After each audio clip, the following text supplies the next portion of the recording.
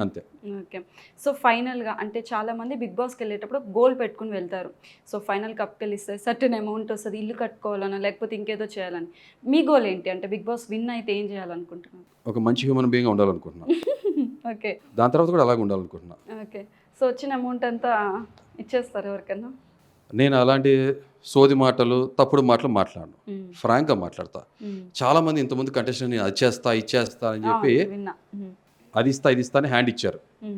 So, నేను అలా చెప్పను. హ్మ్. నాకొక దృఢమైన సంకల్పం ఉంది. హ్మ్. అది నీకు డీటెయిల్‌గా చెప్పను. హ్మ్. బట్ మీకు అర్థమవుతది. టైం వచ్చినప్పుడు డెఫినెట్‌గా ఈ విషయం చెప్తా. బట్ నా మనస్తత్వం ఏంటంటే ఎవ్రీ లైఫ్ మ్యాటర్స్ అన్నప్పుడు హోమ్‌లెస్ పీపుల్, అలాగే ఆర్ఫనేజెస్, ఓల్డ్ ఏజ్ హోమ్స్ ఉంటాయి కదా! ఆ! అలాంటివి చూసినప్పుడల్లా నాకు రోడ్డు మీద పాస్ అవుతున్నప్పుడు అది చూసినప్పుడల్లా హ్మ్. తెలియని లోపల ఒక పెయిన్ ఉంటది. హ్మ్. నేను రోజు ఫుడ్ పెట్టలేకపోవచ్చు. హ్మ్. కనీసం ఒక రోజైనా ఫుడ్ పెట్టాలనుకుంటున్నా. హ్మ్. ఎలా పెడతానంటే ఒక్కరోజు ఫుడ్ మొత్తం ఇండియా మొత్తం మారు మోగిపోయేట్టు ఉండాలి. ఒకవేళ గెలిస్తే. హ్మ్. And I stick to that. హ్మ్. అది ఎంత నెంబర్ అనేది మీరు కూడా ఊహకు కూడా అందదు. మీకు అంతమందికి భోజనం కనీసం ఒక పూట పెట్టాననే ఒక సంతృప్తి అయితే కలుగుతుందని ఆశిస్తున్నా. సో, ఇక దీన్ని బేస్ చేసుకొని నాకు ఓటేయొద్దు దయచేసి మళ్ళీ.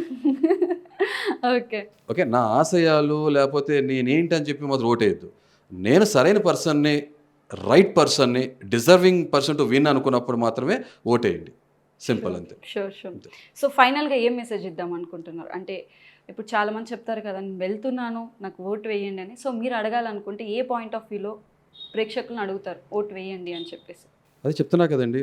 హ్మ్. మీ విచక్షణకి, మీ ఆలోచనకి హ్మ్. మీరు ఎవరు రైట్ అనిపిస్తున్నారో హ్మ్.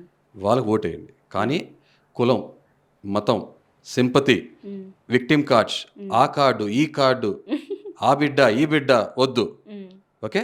హ్మ్. వీడు సరైనోడురా అనిపిస్తే మాత్రం ఓటేయండి. హ్మ్.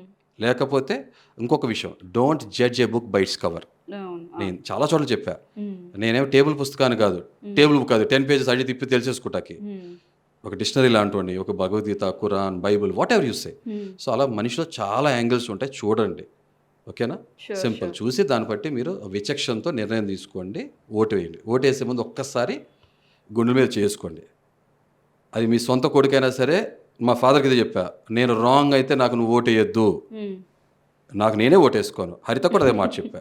సో, హ్మ్. ఇదే మిగతా వాళ్ళు కూడా ఫాలో అవుతారని నేను బలంగా నమ్ముతున్నా. అది చేస్తే నిజంగా ఇది నాట్ ఓన్లీ బిగ్ బాస్, రాజకీయాల్లో కూడా మనం ఇదే ఫాలో అవుతే అవును. ఇండియా ఈ రోజున గ్రేటెస్ట్ కంట్రీగా ఉండేది. And India is the greatest country. హ్మ్. బట్ మన కన్విక్షన్‌తో దాన్ని నమ్మి మనం ఇయన్నీ ఆచరిస్తే ఇండియా ఎప్పుడో మనం డెవలప్డ్ కంట్రీస్ అయిపోయాం. అవును. అయిపోయాం. అది.